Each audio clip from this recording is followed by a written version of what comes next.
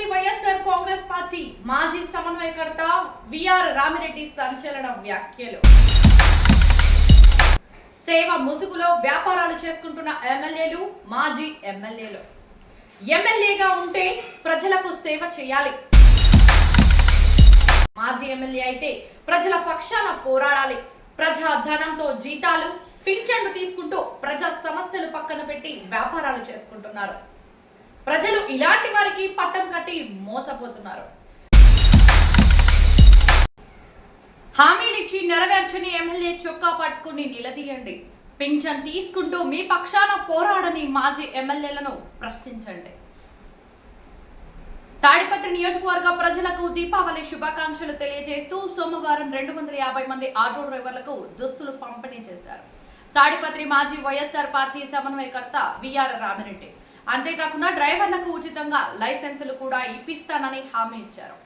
గతంలో కూడా తాడిపత్రి, గుంతకల్ నియోజకవర్గాలలో డౌన్ పేమెంట్ కట్టి 450 ఆటోలను పంపిణీ చేశామని గుర్తు చేశారు. ప్రజలతో ఓట్లు వేయించుకుని ఎమ్మెల్యేగా గెలిచి ప్రజల సమస్యలను తీర్చలేని ఎమ్మెల్యేలను ప్రజలు చొక్కా పట్టుకొని నిలదీయాలని విఆర్ రామిరెడ్డి అన్నారు. ఎమ్మెల్యే ఇంటి చుట్టూ ప్రజలను తిప్పుకునే ఎమ్మెల్యేలు ప్రజలకు అవసరం లేదన్నారు. ప్రజల చుట్టూ తిరిగే ఎమ్మెల్యేలు ప్రజలు ఎన్నుకోవాలన్నారు. ఎమ్మెల్యేలను ప్రజా సేవకులుగా గుర్తించి ఒక్కొక్క ఎమ్మెల్యేకు ప్రతి నెల దాదాపు 3 లక్షల రూపాయలు జీతం మన రాజ్యాంగం కల్పించిందన్నారు. ఎమ్మెల్యే పదవి కాలం పూర్తి అయిన తర్వాత కూడా పింఛన్ రూపంలో ప్రతి నెల వారికి డబ్బు అందుతుందన్నారు. ప్రజాధనంతో జీతభత్యాలు, పింఛన్లు పొంది ప్రజా సమస్యలు గాలి కొదిలి నగరాలలో వ్యాపారాలు, జల్సాలు చేసుకుంటున్నారని ప్రజలకు వివరించారు. ప్రజల సమస్యలను ఎమ్మెల్యే పట్టించుకున్నప్పుడు ప్రజాధనంతో పింఛన్ అందుకుంటున్న మాజీ ఎమ్మెల్యేలు ఏం చేస్తున్నారో అర్థం కావడం లేదని విఆర్ రామిరెడ్డి కుండబద్దలు కొట్టినట్లు మాట్లాడారు. త్వరలోనే తాడిపత్రి ప్రజల పక్షాన పోరాడడానికి కార్యాచరణలు సిద్ధం చేసుకున్నానన్నారు. చెప్పండి, మా ఇంటి కాడికి వచ్చి పనిచేస్తామని ఏమంటాడు అంటే మా మంచివి మేము కొనుక్కుంటున్నాం. నువ్వు మా చిన్నగారివి, మా ఓటుతో కొనుక్కుంటున్నాం.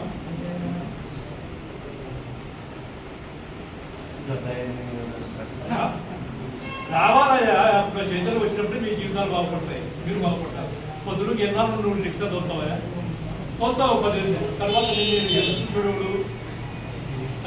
ఎవడు తెచ్చుకుంటాడు? ప్రజాప్రభుత్వం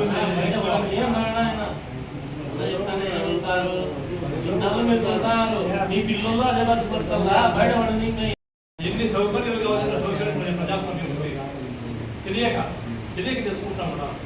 చేసేవాడు కావాలి. నేను 2014లో రిపోర్ట్ చేశాను. నేను ప్రజలకు సేవ చేసి గిట్టు సంపాదించుకోవాలనుకున్నాను, కానీ నేను ఓడిపోవడం. అప్పుడు కూడా ఆటోలు ఇప్పించినారు సార్. 4,000 కడితేనే బండి ఆటో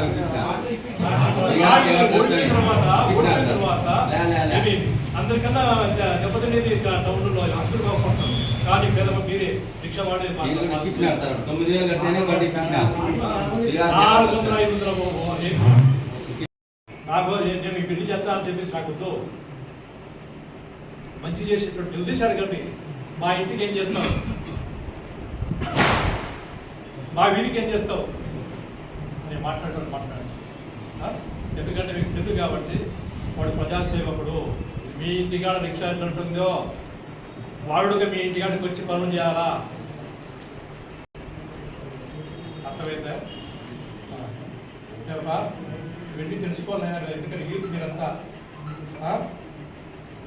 మీరు ఏదనుకుంటే అది కరెక్ట్ అవుతారు. మీ చేతిలోని హక్కు వాదించుకొని వాళ్ళు ఎంతగాడికి పోతే వాళ్ళు పలకలు ఏం చేస్తారు? హక్కు వాదించుకుంటారు, ఓటు హక్కు వాదించుకుంటారు.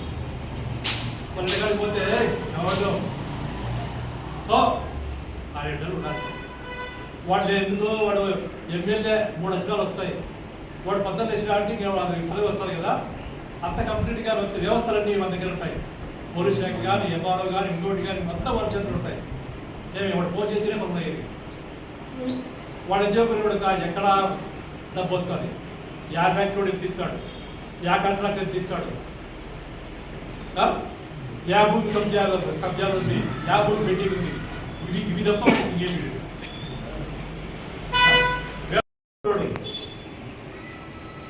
ఇవాళకి నెల జీతం ఎంత చూసినా 3 లక్షలు.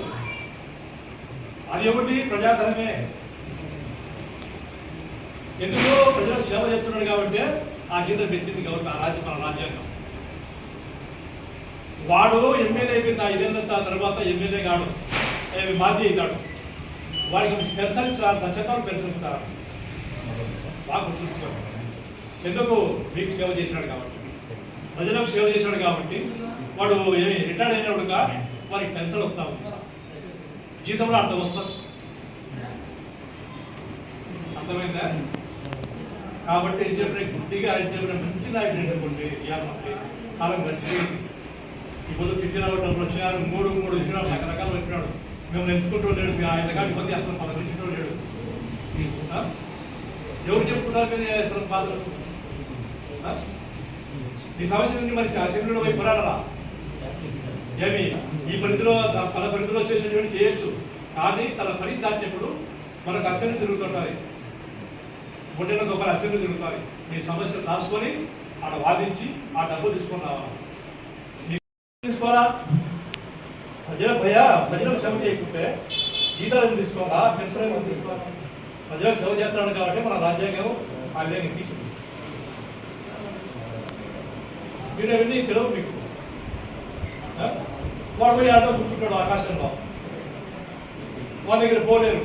వాడు ఒకవేళ పోయినప్పుడు 10 మంది పట్టుకొని తెలిసిన పట్టుకొని పోయినప్పుడు వాడు ఎంచుకోడు అంటాడు. కాబట్టి కాలము నప్పుడే ఉంది. మేమే మంచి నాయకులు అనుకోండి, మీకు చేసే నాయకులు అనుకోండి, మీరు నిర్ణయండి. మీకు అర్థమేమా? మీ జితగాడు ఎంతంటే కూడా కాదు, మీ జితగాడు మీరు ఇచ్చా మీ హక్కులు కట్టుకుని మీ దగ్గర పెట్టుకున్నారో ఇదే మీ ఓటు వేసి మీ దగ్గర కావాలి, మీ దగ్గర పెట్టుకోవాలి. ఆ జాబ్లో ఫోన్ చేస్తే మీ బాగుంటే ఫోన్ ఎత్తాలి. అంతే వాళ్ళకి. లేకపోతే ప్రజా జీవితంలోకి ఎందుకు రావాలి? ఎందుకు రావాలి? నువ్వు ప్రజా జీవితంలోకి ఎందుకు ప్రజలు నాశనం చేయాలి? నీ ఓపిక లేకుంటే నువ్వు సేవ చేయకుండా ఎందుకు రావాలి? ఇవే పని పడదు. చొక్కా పట్టుకొని కాలు పట్టుకొని అడగలుగుతుంది. కొట్టే 2 ఏళ్ళు కొట్టాడు, ప్రపంచానికి తీసుకొస్తుంది వాళ్ళ అడిగాన పని. కాబట్టి మీరు పనులు చేసుకుంటూనే పోతారు. ఇలా చెప్తాను. ముఖ్యంగా మీ పిల్లలను చదవండి, చదివించండి.